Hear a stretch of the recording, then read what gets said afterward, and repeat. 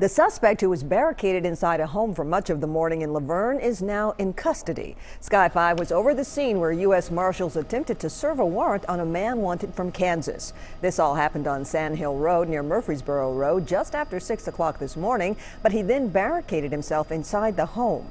The suspect was taken to an area hospital as a precaution. 4 schools nearby in Laverne were on lockdown while the standoff was going on, but just as a precaution.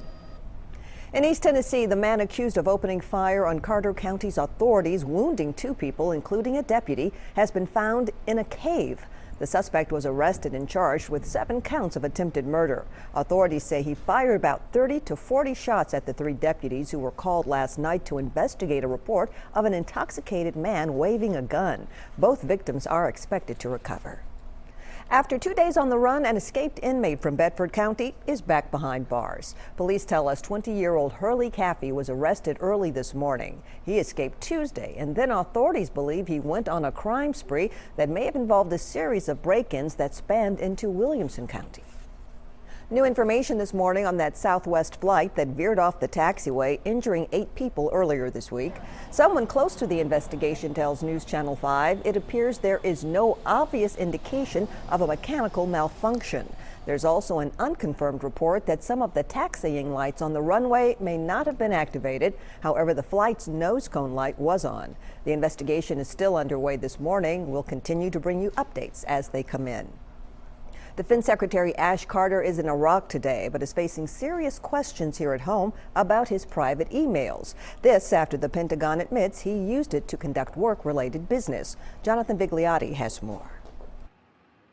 In an exclusive interview with CBS News, Defense Secretary Ash Carter admitted he should never have used his personal email for work. What I did that I shouldn't have been doing until a few months ago was occasionally use my iPhone to send administrative messages. Administrative messages that Carter claims never contained classified information. Even that I shouldn't have been doing.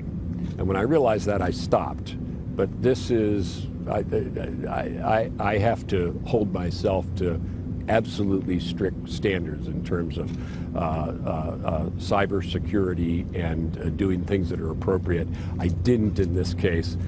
It's a mistake, and it's entirely my own. Carter's admission comes after the New York Times used the Freedom of Information Act to obtain 72 work-related emails that he sent or received back in April. The emails were sent just 2 months after Carter began his tenure as Secretary of Defense. He says they continued even after Hillary Clinton came under fire for using personal email as Secretary of State. Jonathan Vigliotti, CBS News, London. And good news for Star Wars fans. The Force Awakens hit select theaters today. The latest installment picks up 30 years after 1983's Return of the Jedi, and moviegoers are already coming out in full force. Pre-sale tickets have been sold out for weeks. It could break $220 million by the end of the weekend.